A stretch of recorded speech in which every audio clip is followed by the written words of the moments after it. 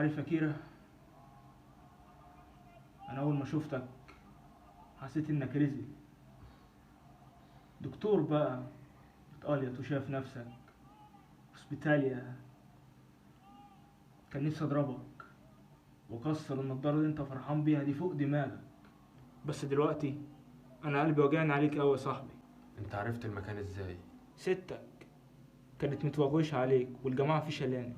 بلغهم اني بنسحب، اللي هيكمل يكمل على مسؤوليته. يعني ايه الكلام ده؟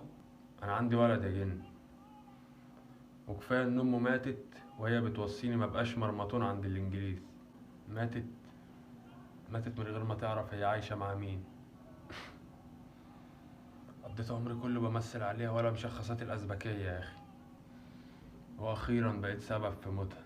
وحد الله في قلبك، كنت هتعمل ايه يعني؟ ده قدر ربنا. اكون جنبها، يمكن كنت الحقها. ده مش كلام احمد كيرة. كيرة نفسه اتقطع سنين وانا بنفخ في ابره مقطوعه. مات على ايدي ناس ياما بيزوروني كل يوم في المنام، واولهم ابويا. دفنته بحبل المشنقه بعد ما سابوه متعلق بقاله ساعتين. انا مش عايز فهمي يشوف اللي انا شفته. على الاقل ابوك مات وهو راضي عنك. انا لحد دلوقتي مش عارف ازور قبر ابويا، مش قادر. يا ريت تشوف انا بعمل ايه دلوقتي.